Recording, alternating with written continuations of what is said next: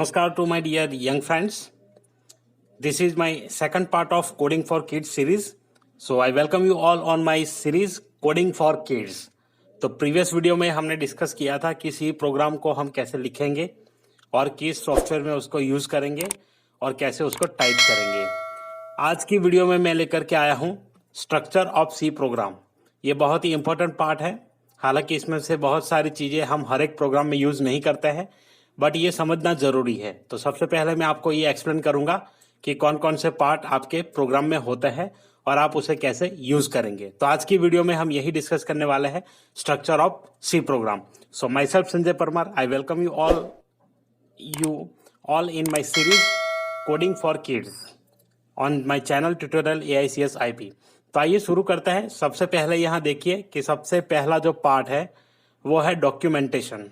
अब डॉक्यूमेंटेशन का मतलब क्या होता है कि जब आप प्रोग्राम लिखते हैं तो प्रोग्राम लिखने के बाद जिसे आप डिलीवर करेंगे उसे उस प्रोग्राम में कुछ चीजें समझ में आनी चाहिए, या कोई भी व्यक्ति आपका प्रोग्राम रीड करता है तो वो किसके बारे में है, उसके बेसिक इन्फॉर्मेशन क्या है, वो सब आपको टाइप करना पड़ता है। उसे हम कहते हैं डॉक्यूमेंटेशन। और जनरली डॉक्यूमेंटेशन यहाँ पे आप लिख पाएंगे कमेंट के जरिए। तो साथ साथ मैं आपको प्रैक्टिकल भी दिखाऊंगा आप कैसे कमेंट कर पाएंगे। तो बेसिकली सी प्रोग्रामिंग में दो टाइप के कमेंट होते हैं। एक कमेंट को हम कहेंगे सिंगल लाइन कमेंट और दूसरा जो है वो मल्टी लाइन कमेंट। तो यहाँ पे मैं न्यू प्रोग्राम ले लेता हूँ, फाइल में जाके फाइल न्यू, और इसे फुल स्क्रीन करने के लिए F5 की हम यूज करेंगे। अब देखिए सबसे पहले सिंगल लाइन कमेंट कैसे लिखते हैं। तो सिंगल लाइन कमेंट क्या होता है कि मानो आप जैसे प्रोग्राम स्टार्ट करते हैं तो सबसे पहले आपको प्रोग्राम के बारे में लिखना पड़ेगा। तो प्रोग्राम के बारे में कुछ आप लिखेंगे ऐसे, और प्रोग्राम किसके बारे में है प्रोग्राम वो आपको लिखना है, प्रोग्राम फॉर स्ट्रक्चर। ओके, तो ऐसे आपने लिख दिया। उसके बाद ये है सिंगल लाइन कमेंट। दूसरा आता है multi line comment. Multi line comment जिसमें आप कमेंट्स को मल्टीपल लाइंस में एंटर करते हैं।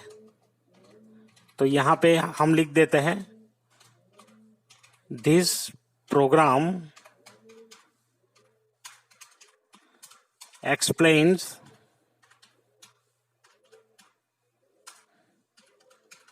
The structure.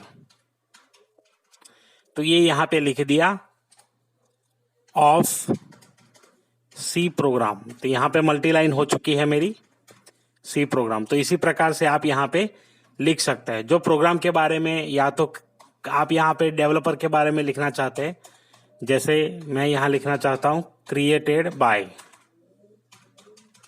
जैसे कोई भी सॉफ्टवेयर आप ओपन करते हैं तो सबसे पहले स्क्रीन में आपको ऐसी बेसिक इंफॉर्मेशन मिलती है, वैसे आप अपने प्रोग्राम के बारे में लिख सकते हैं।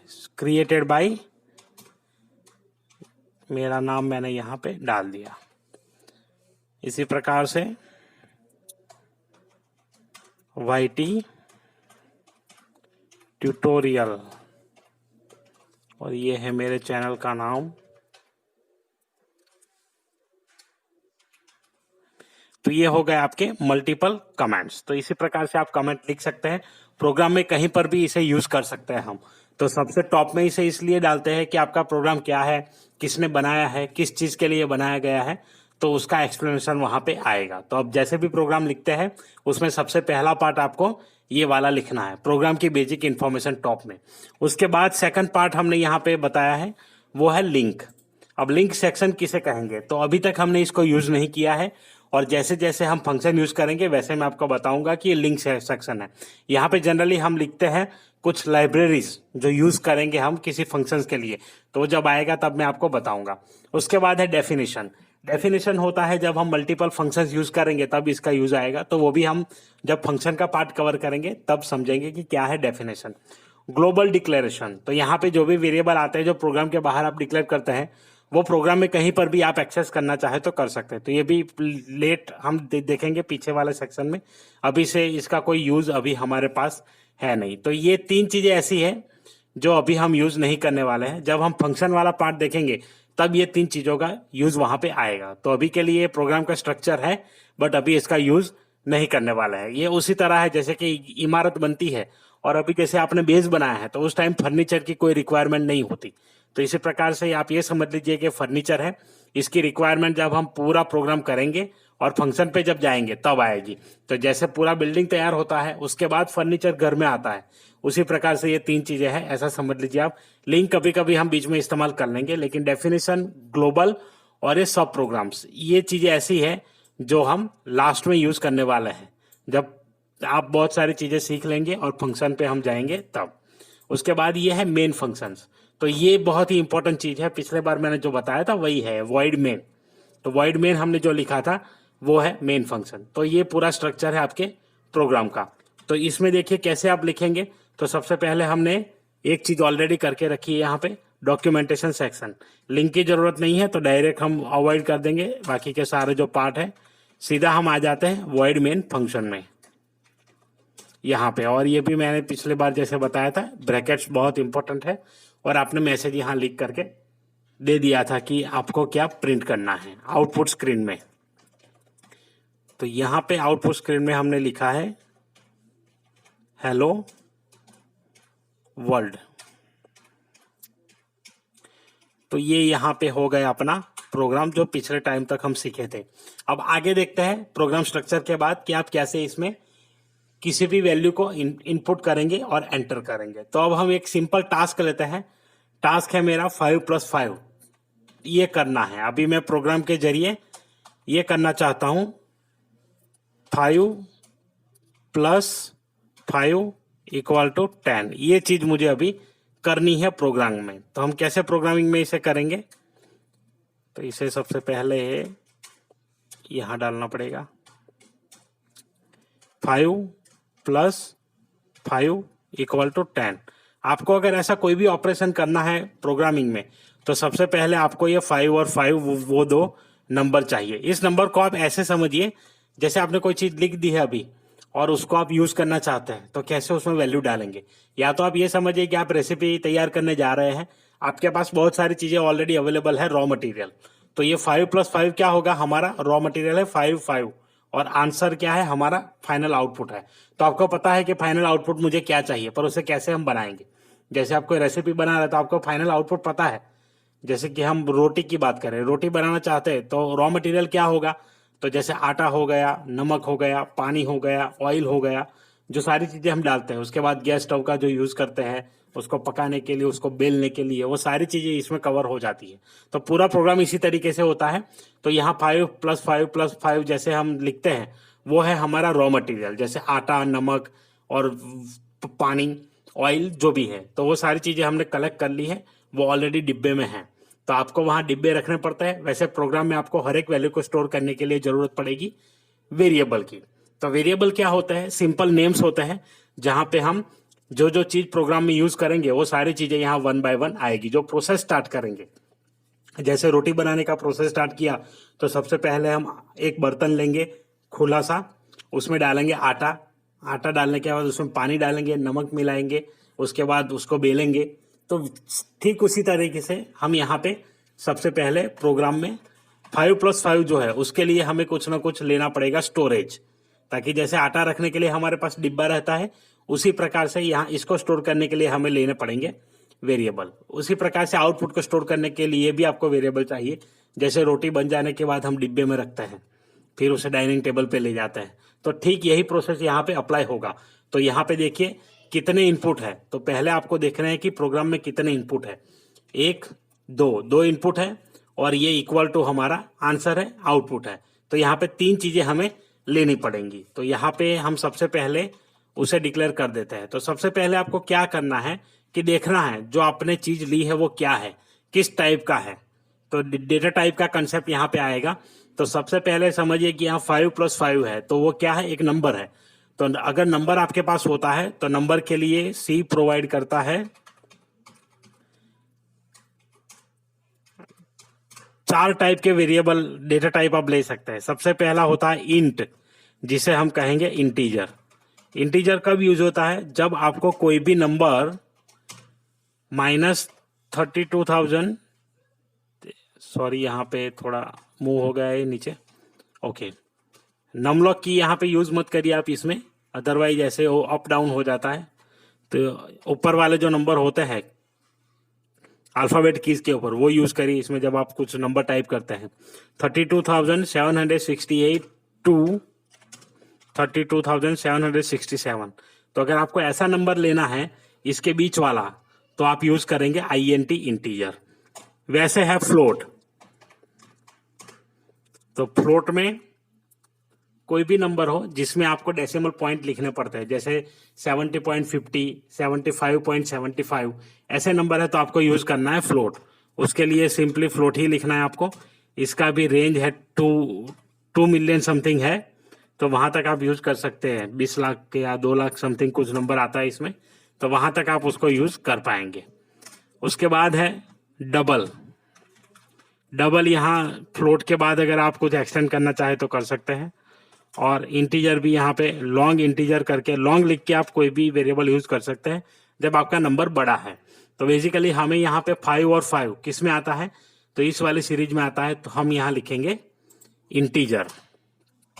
तो लिखेंगे INT integer A equal to 5। अब ये जो A है ये है अपना वेरिएबल A। तो ऐसे ही आप कोई भी वेरिएबल डिक्लेयर कर सकते हैं। इसके कुछ रूल्स हैं, वो रूल्स आपको याद रखने पड़ेंगे कि जैसे वेरिएबल कभी भी अल्फाबेट से, कभी भी नंबर से स्टार्ट नहीं होता, ऑलवेज स्टार्ट्स विद अल्फाबेट। तो यहाँ अल्फाबेट होना चाहिए। उसके बाद आप A1 लिख सकते हैं, लेकिन 1A नहीं लिख सकते, ये गलत हो जाएगा। तो इसी प्रकार से दूसरा चीज उसमें ध्यान रखना है कि जब आप वेरिएबल नेम डिक्लेयर करते हैं तो स्पेस वगैरह नहीं आएगा, उसके बीच में कोई स्पेशल कैरेक्टर भी नहीं आएगा, जैसे डॉलर है, हैश साइन है, वो भी नहीं आएगा। सिमिलरली B इक्वल टू 5, और रिजल्ट के लिए अभी हमें जो वेरिएबल चाहिए वो, और ये लाइन हो गया तो सेमीकोलन आपको कंपलसरी डालना है। अब ये पहला स्टेटमेंट हो गया। अब हम करेंगे प्रोसेस। ये था आपका डिक्लेरेशन, जो डिक्लेरेशन पार्ट था, ये है डिक्लेरेशन पार्ट। तो हर एक प्रोग्राम में आपको जो जो चीज चाहिए ऐसे डिक्लेयर करनी पड़ेगी। तो सबसे पहले इनपुट तय करिए, उसके बाद आउटपुट भी तय करिए, और उसके बाद ऐसे आपको डिक्लेयर करने पड़ेंगे वेरिएबल्स। अब जैसे वेरिएबल्स डिक्लेयर हो जाए उसके बाद आपको प्रोसेस करना है।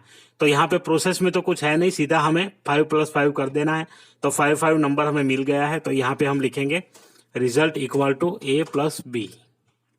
तो ये C लैंग्वेज में लिखने का तरीका है, या कोई भी प्रोग्रामिंग लैंग्वेज में आप मैथ्स का ऑपरेशन इसी प्रकार लिखेंगे। हम मैथ्स में करते हैं 5 + 5 = 10, बट यहाँ पे थोड़ा उल्टा करेंगे, result equal to A + B। तो यहाँ पे A में क्या है, 5 है, और B में क्या है, 5 है। तो यहाँ पे इक्वल टू जो है वो असाइनमेंट ऑपरेटर कहलाता है। ऑपरेटर्स वाले वीडियो में आपको एक्सप्लेन करूंगा उसमें डिटेल में। तो इसी प्रकार से आप यहाँ पे कर पाएंगे। अब देखिए यहाँ पे रिजल्ट A + B हो गया। अब उसे हम क्या करेंगे, प्रिंट करेंगे। हमारा ऑपरेशन हो गया है, जो वर्क था वो हो गया है। अब यहाँ पे मैं लिखना चाहता हूँ रिजल्ट इज, तो ये हो गया मैसेज। और मैसेज के बाद अगर आपको यहाँ कुछ प्रिंट करना है आउटपुट, तो कॉमा करिए। उसके बाद यहाँ पे आपको लिखना पड़ेगा %D। अगर इंटीजर है तो %D, फ्लोट है तो %F, ऐसे डबल है तो LF आएगा, और लॉन्ग इंटीजर है तो LD आएगा। तो यहाँ पे हमने इंटीजर यूज किया है, तो आपको कंपलसरी %D लिखना पड़ेगा, अदरवाइज आउटपुट कुछ न कुछ गार्बेज आएगा। और यहाँ पे आपका वेरिएबल, तो किसमें वेरिएबल आपने किसमें स्टोर किया, आउटपुट रिजल्ट में। तो इसी प्रकार से आपको इसका रिजल्ट मिलेगा। और अगर आप ऐसे दिखलाना चाहते हैं 5 + 5, तो वैसे भी कर सकते हैं। 3 वेरिएबल है, %D + %D equal to %D। तो इसका मतलब हो गया पहला 5A, दूसरा 5B, और ये आंसर 10। तो इसी प्रकार से यहाँ पे उसी सीक्वेंस में वेरिएबल हम डाल देते हैं। सबसे पहले आपको चाहिए A, उसके बाद चाहिए B, उसके बाद चाहिए रिजल्ट। आइए प्रोग्राम को रन करते हैं और चेक करते हैं। तो यहाँ पे 3 एरर्स दिखाए उसने। Function printf should have prototype. Okay, तो फंक्शन printf दिखा रहा है कि प्रोटोटाइप है। तो जब ऐसा एरर आता है तो आपको जाना है लिंक सेक्शन में। तो लिंक सेक्शन जनरली होता है ऊपर डॉक्यूमेंट सेक्शन के बाद। तो ये डॉक्यूमेंटेशन सेक्शन अपना है। यहाँ पे हम यूज करेंगे printf फंक्शन का लिंक सेक्शन। तो लिंक होता है ये इंक्लूड लाइब्रेरी से। तो इंक्लूड यहाँ पे लिखना है, और आपको लिखना है stdio.h। ये एक लाइब्रेरी फंक्शन लाइब्रेरी है, हेडर लाइब्रेरी जिसे हम कहेंगे। और हर एक प्रोग्राम में हेडर लाइब्रेरी कंपलसरी होती है। तो ये हेडर लाइब्रेरी है printf फंक्शन के लिए। तो हमने जैसे printf यूज किया, आपको ये यूज करना पड़ेगा। अब देखिए यहाँ पे चेक करते हैं इसका आउटपुट, एक एरर और बढ़ गया, देखते हैं। Unknown pre processor directive include, okay यहाँ पे स्पेलिंग गलत है। ओके अब देखते हैं, अभी भी वही एरर, एक मिनट, स्पेलिंग बहुत मिस्टेक हो गई है इसमें, इंक्लूड। देखिए अब 2 एरर बचे हैं, स्टेटमेंट मिसिंग, तो यहाँ पे एक सेमीकोलन भूल गया था मैं। तो आपको ऐसे ही एरर्स आएंगे, तो इसीलिए मैं यहाँ पे थोड़े बहुत एरर करके आपको एक्सप्लेन कर रहा हूँ कि आप जब प्रोग्राम करेंगे तो ये ऐसे कॉमन एरर्स आते हैं, और मैंने हर स्टूडेंट में ये एरर पाए हैं, तो इसीलिए ये एरर्स आपको आएंगे। तो एरर से डरना बिल्कुल नहीं है, एरर को पढ़िए, समझिए, और उसके बाद उसका सॉल्यूशन अपने आप खुद निकालने की कोशिश करिए, जैसे मैंने निकाला। अब देखिए, तो ये स्पेलिंग गलत हो गया था, फिर यहाँ पे सेमीकोलन मिस हो गया था, उसके एरर थे। अब आउटपुट देखने के लिए क्या करेंगे, ऑल्टर F5, यहाँ पे देखिए रिजल्ट 5 + 5 = 10, तो ये हमारा हो चुका है प्रोग्राम। अब इसको क्लियर करने के लिए भी पिछले बार मैंने बताया था कि यहाँ पे हम यूज करेंगे CLR SCR। जनरली ये फंक्शन आप डिक्लेरेशन के बाद लिखिए तो अच्छा रहेगा, और यहाँ लास्ट में गेट CH। तो अब जैसे ही कंट्रोल F9 करेंगे हमें आउटपुट भी दिख जाएगा। देखिए CLR SCR के लिए भी यहाँ एक लाइब्रेरी चाहिए, तो ये लाइब्रेरी आपको यूज करनी पड़ेगी। तो यहाँ पे फंक्शन लिया, उसका जो लाइब्रेरी है वो है इंक्लूड conio.h, conio.h। तो यहाँ पे इसका क्या मतलब होता है वो मैं आपको समझा देता हूँ। stdio का मतलब होता है स्टैंडर्ड इनपुट आउटपुट, और conio का मतलब होता है कंसोल इनपुट आउटपुट। तो ये 2 हेडर लाइब्रेरीज है जब हमने ये फंक्शन को यूज किया, एक तो printf, फिर CLR SCR और get ch। तो printf फंक्शन हमें मिला stdio.h से, और ये CLR SCR और get ch ये हमें मिला है conio.h से। तो अब ये आपका प्रोग्राम का स्ट्रक्चर कंप्लीट हो गया है।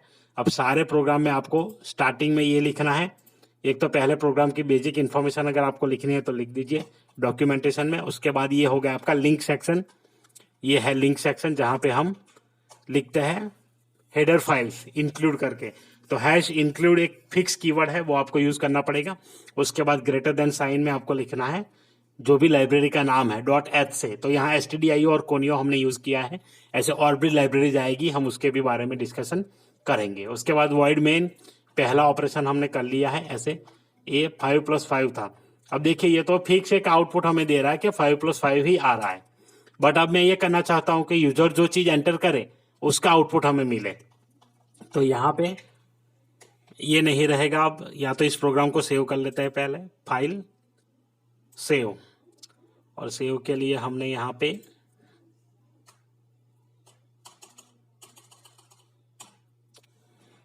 कोडिंग वाला एक फोल्डर बनाया था पिछले टाइम पे, देखते हैं वो है या नहीं है। प्रोग्राम्स, ओके, तो यहाँ पे टर्बो C3 में ही डाल देते हैं। सोर्स, ये जो फोल्डर है उसी के लिए होता है सेव करने के लिए, तो आप इसमें भी सेव कर सकते हैं टर्बो C3 सोर्स वाले में, या तो फिर अपना फोल्डर बना करके क्लोज करके जैसे पिछले वीडियो में बनाया था वैसे आप कर सकते हैं। pro1.c देना मत भूलिए, .c देना कंपलसरी है। अब आइए इसे सेव एज करके नया प्रोग्राम ले लेते हैं, दूसरा प्रोग्राम। तो यहाँ पर फिर से जाएंगे सोर्स में C, और यहाँ पे आपको मिल जाएगा टर्बो C3। उसके बाद यहाँ पे जाना है सोर्स, और इसमें हम सेव करेंगे pro2.c। तो अब ये प्रोग्राम हमने चेंज कर दिया है। अब यहाँ पे कुछ आउटपुट और ये सारी चीजें चेंज कर देते हैं। देखिए प्रोग्राम जनरली इससे स्टार्ट होता है। यहाँ पे अगर आपको लिखना है तो यहाँ लिख देते हैं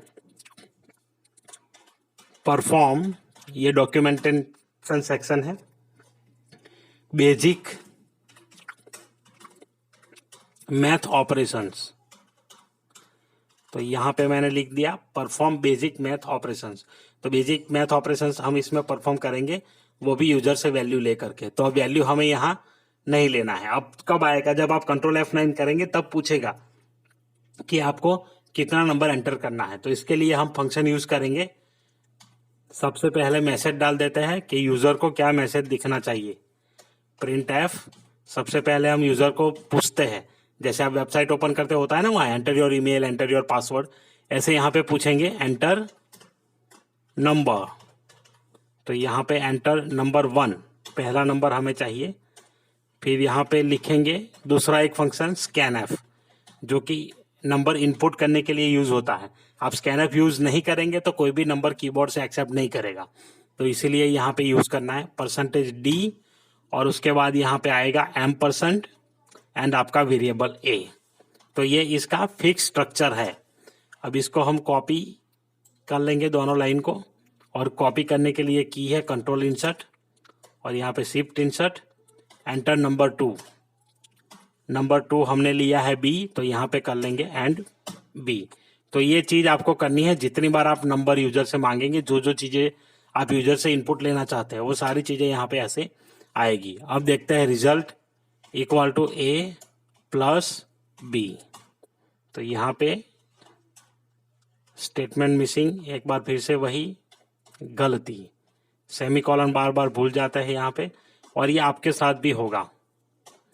देखिए एंटर नंबर 1 67 और 43, यहाँ पे आउटपुट आपको मिल गया है। तो इसी प्रकार से ये काम करेगा। अब हम यहाँ पे कोई भी ऑपरेशन परफॉर्म कर सकते हैं अलग अलग, जैसे ये हो गया एडिशन, और यहाँ में मैं लिख देता हूँ ऐड। उसके बाद है सब्ट्रैक्शन। अब यहाँ पे मैं 2 चीज आपको करके दिखाता हूँ, दूसरी 2 चीज आप करके मुझे कमेंट में बताइए। आप अपना कोड कमेंट में कॉपी पेस्ट करके मुझे दिखाइए कि आपने मल्टीप्लिकेशन और सब्ट्रैक्शन किया है, और किया तो कैसे किया। इसी प्रकार से कंट्रोल इंसर्ट कॉपी के लिए, और शिफ्ट इंसर्ट पेस्ट के लिए यहाँ पे यूज होता है। रिजल्ट %d, और यहाँ पे माइनस हो जाएगा।